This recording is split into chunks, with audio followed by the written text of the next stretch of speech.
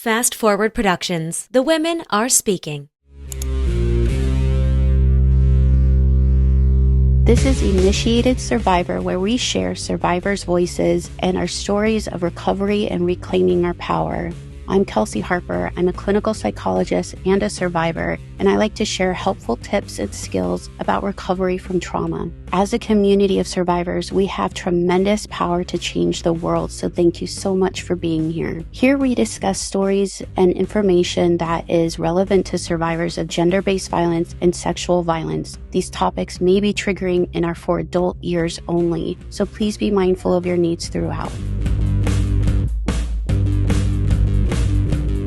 Hello everyone. I'm taking a bit of a sidestep from our usual content about surviving gender-based violence and focusing a few episodes specifically on the needs of helping professionals. So just a little disclaimer, if you want to connect with survivor-focused content, please go through any of my previous episodes and blogs on my website or follow along on all of the socials tagged below. There's a lot of really good supportive information and amazing recovery stories and resources you can access there. Helping professionals. Hello, how are we doing? As a helping professional myself, a lot has come up through my own training and experience in personal trauma recovery that blends in with the work that I do as a psychologist. So I wanted to take just some time to connect us to us and some of the needs that we have that are unique to helping professionals engaging in trauma recovery type of work. When I say helping professionals, what I'm meaning is anyone who is in a role in their life, professionally or personally, in which they are providing direct support services for other humans or animals. This can include, but is not at all limited to, psychologists, therapists, physicians, nurses, emergency first responders like EMTs, firefighters, psychiatrists, life coaches, spiritual leaders, teachers, veterinarians, vet techs, animal rescue workers, healthcare technicians, caregiver, and anyone I have not mentioned who are doing the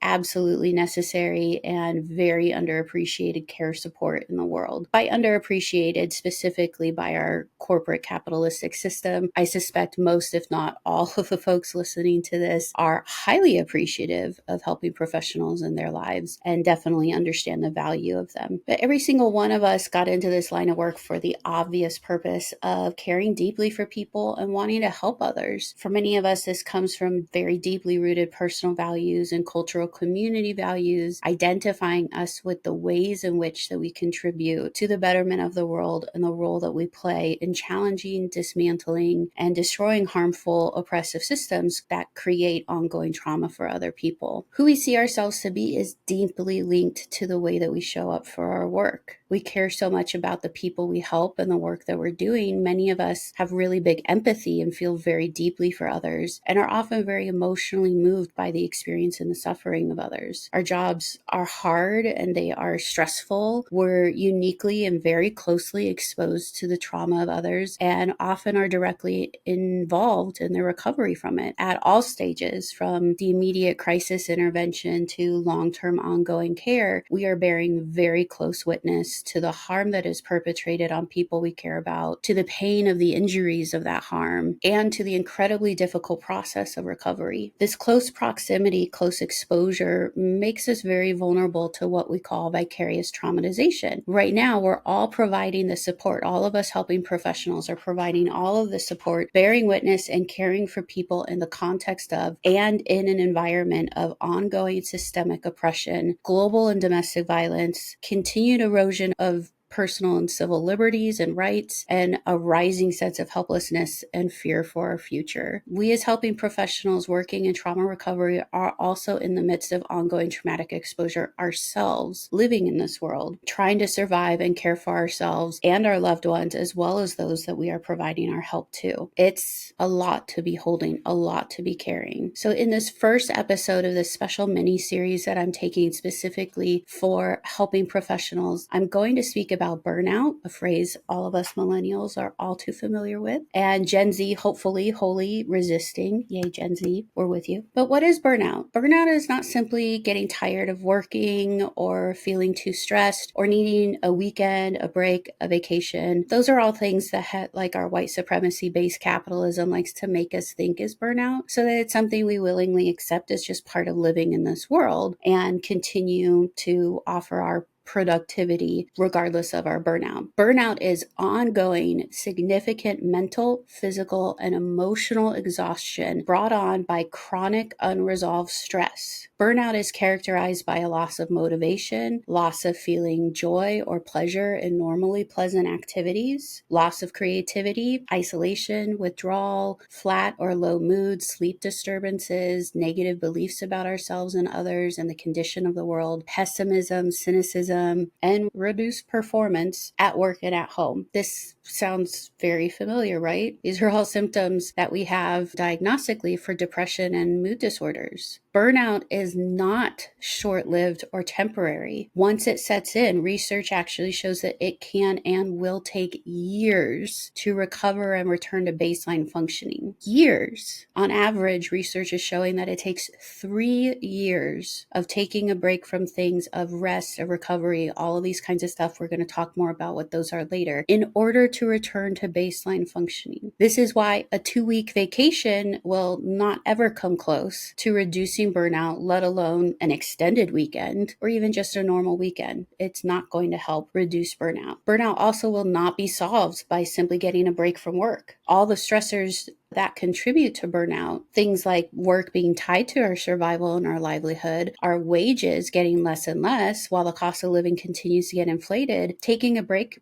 from work may only actually make burnout worse because we're under more and more stress. Burnout is the result of a chronically exploitive system. It is not the result of just working too much or not taking a break. Many of us are very, very familiar with the experience of burnout, living under late-stage capitalism, rising costs of living, again, bearing witness and experiencing more and more erosion of rights. Burnout is something that we're all experiencing. In helping professionals specifically, this can also look like what is called compassion fatigue, where in addition to your own exploitation, you bear witness to and attempt to help others survive and recover from exploitation, and witness them continue to endure unrelenting exploitation and harm under the systems in which we live. Compassion fatigue can look like feeling helpless and hopeless, or withdrawing and disconnecting emotionally from our relationships, isolating from others, feeling like there's nothing left to give. I often describe it as it feels like my heart is sore, like it's been going through a lot, it's been experiencing a lot, it's been loving a lot, and it's been hurting a lot on behalf of people. Now it's sore, it's tired. This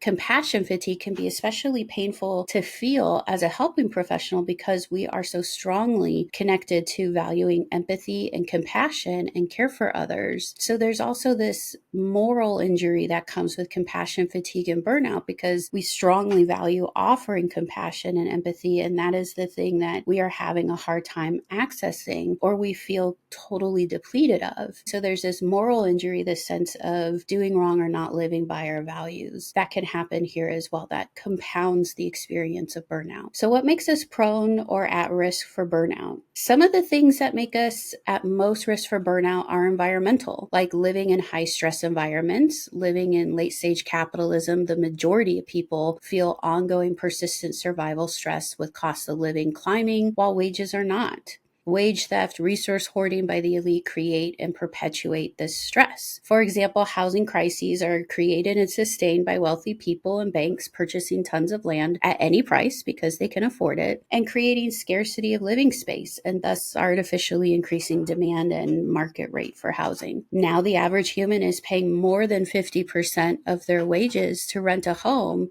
and are about one financial emergency away from being unhoused. That threat alone makes the average human working under exploitive circumstances because it is impossible to assert boundaries, to say no, to negotiate terms when you could easily lose your job and therefore your home almost immediately. This is why unions are vital to democracy and to reducing burnout. And with current domestic and global conditions, where having resources is the only way to survive survive, and those with fewer resources are being denied more and more rights and liberty regularly, survival stress compounds. We're seeing that people with access to resources, with privilege, are surviving and thriving despite that. There are all these laws changing, restricting people's movement, restricting access to things for people with less resources, less access to resources, less privilege, that kind of thing. So already before doing anything, as humans, we are at extremely high risk for burnout simply by living in these systems. It's as though the system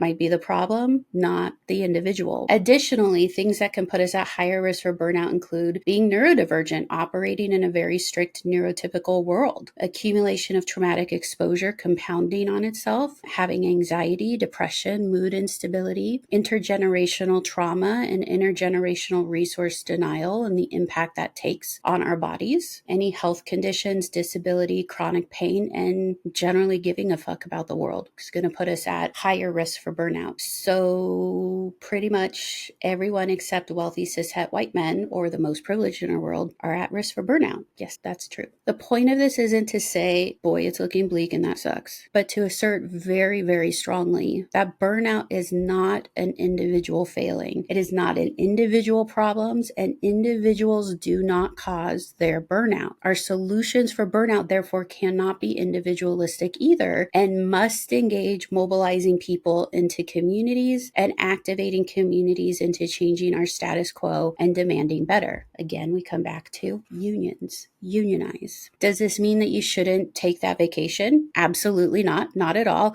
Take all your paid time off, all of it. If your work is doing the sneaky thing where they're like, you have unlimited PTO, you just have to ask for approval, that's actually not the best thing, because people tend to take less paid time off and then they also don't get to cash it out. It's not the best benefit. If you are stuck in that situation, make sure you are requesting your time off at least every single quarter, every 3 months. Check and see, have I taken enough time off? Let me take some time, where at least there's a week or two bunched together of you having space and time away from work. Burnout is not your fault. If you come back from that vacation and you find that work is still hard and you're still tired, it is not your fault. And you didn't do something wrong and you didn't miss anything. In future episodes, I'm going to discuss vicarious trauma specifically and interventions that we can implement that will help with vicarious trauma, as well as different things that we can do for helping reduce and prevent burnout, how we can connect to communities, how those communities can mobilize, and things that we can do together to really help reduce the impact that burnout is having on all of us. For my specific community around helping professionals, I'm wanting to discuss specifically the things that are unique to us and what makes us most vulnerable to things like burnout, vicarious trauma, moral wounding, around losing some of our motivation, our compassion, and our connection to the work that we feel is very, very near and dear to our heart. So for me, some of my experiences with burnout started very early in my career, as I think many therapists can definitely connect with as well. For example, working in community mental health, as many of us do at the very start of our career, because we're trying to build hours, we're getting lots of experience, and the most exploitive systems tend to be the ones that we are more able to get experience with and connect with, and that is community mental health. Community mental health is absolutely a vital resource for our communities. It provides therapy and mental health interventions for people who do not have resources to access it elsewhere. And at the same time, those resources are extremely limited. And community mental health, because it is a usually county, state, or federally run program, has a lot that goes on with it that can be really difficult for clients as well as for therapists. My experience working in community mental health definitely very varied. I got wonderful experience working with my clients, working with my coworkers, and it was extremely taxing work. We were working with clients with some of the highest needs, with some of the highest risk, with the fewest supports and the fewest protections and the fewest resources to be able to help them intervene in their life. And that was really, really scary and really painful, to be trying to put out a wildfire with a bottle of water. essentially, and having to be extremely specific about where we were sprinkling little droplets of water where they were most needed for people. And that was extremely difficult. It definitely disillusioned me, and I felt a tremendous amount of anger. That was hard to express because it wasn't the client's fault. It wasn't my coworker's fault. It wasn't my supervisor's fault. This is just how the system is. So where does the anger go? I would try to take all of these hikes and just like pound out my anger, hiking up the hill and up the mountain. I was always hoping that when I would get to the top and get to see the view or something, the anger would dissipate. I would get some sense of perspective and clarity and be like, okay, everything's okay. And usually I just got up there and was like, the fuck is going on with this world? And that sucked.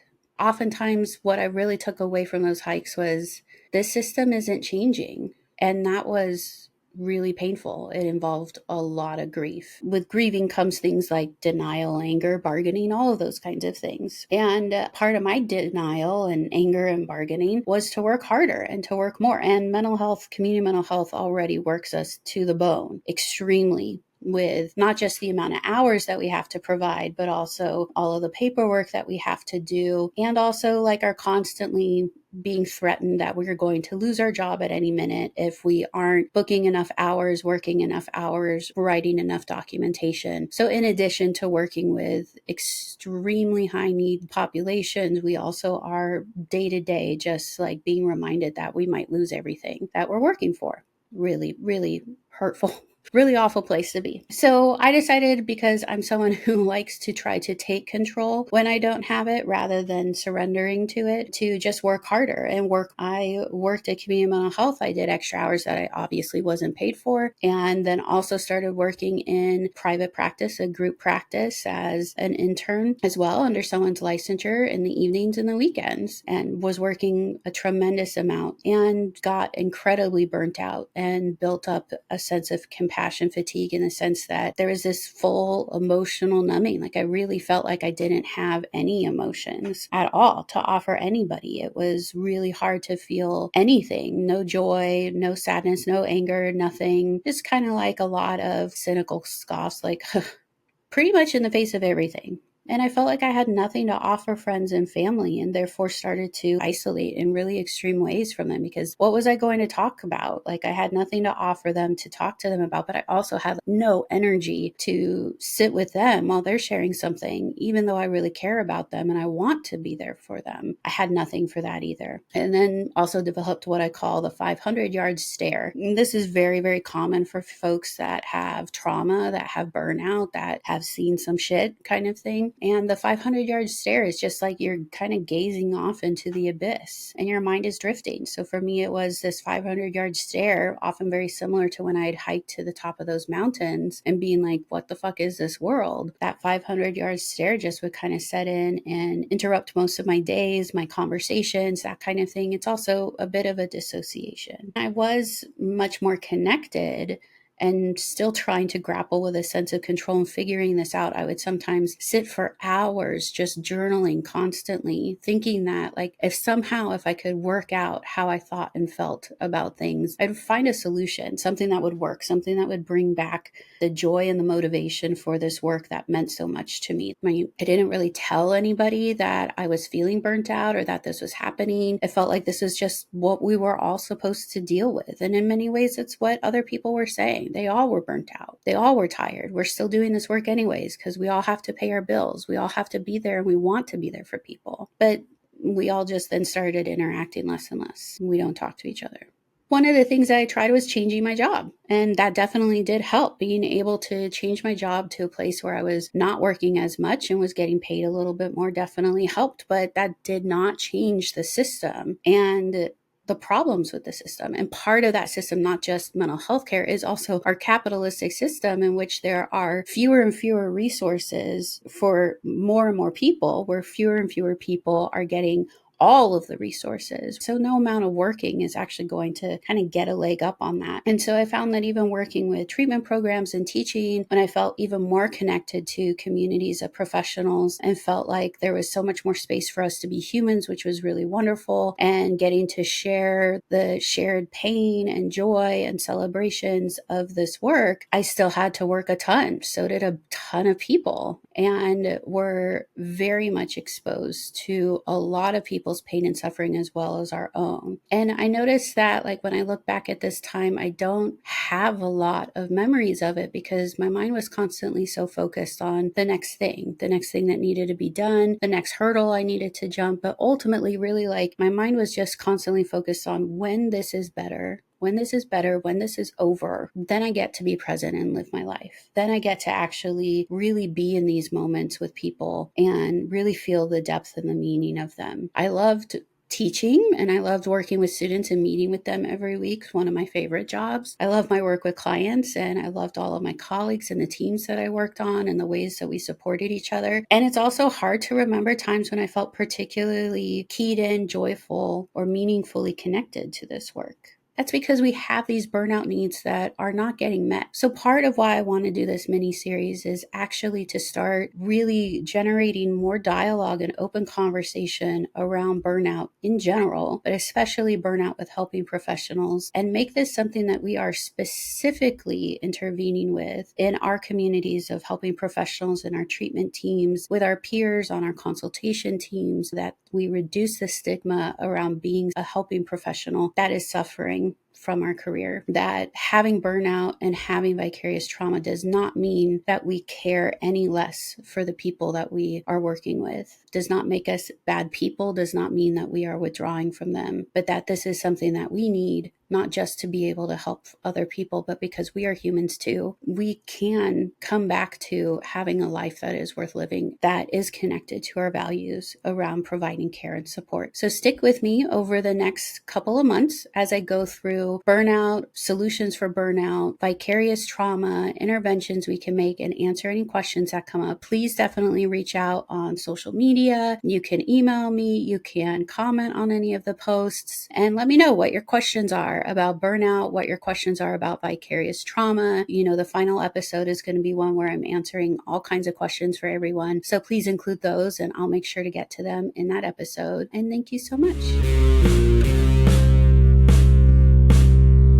Thank you for joining us. Thank you to Sam Valentine and her team at Fast Forward Productions for editing, producing, publishing, and all-around podcast magic that makes this podcast possible. If you found something that resonated with you, please rate and review on your favorite podcast platform. This simple but meaningful action really helps increase the visibility and accessibility of this podcast to survivors and allies that may be looking for some support and connection. I love connecting with listeners and allies, so please feel free to share this episode on your socials and go ahead and tag me in it at Initiated Survivor or at Kelsey J. Harper. A final but very important note: while I am a clinical psychologist, this episode and this podcast does not constitute professional mental health care or therapy, nor is it a replacement for professional therapy. This podcast is for entertainment purposes only. The podcast host and the guests are not rendering professional advice and should not be considered to have developed a professional relationship. If you are looking for mental health care or professional help, please seek it out. We have some links in the show notes that may help you with that, or you can contact your insurance carrier directly for referrals.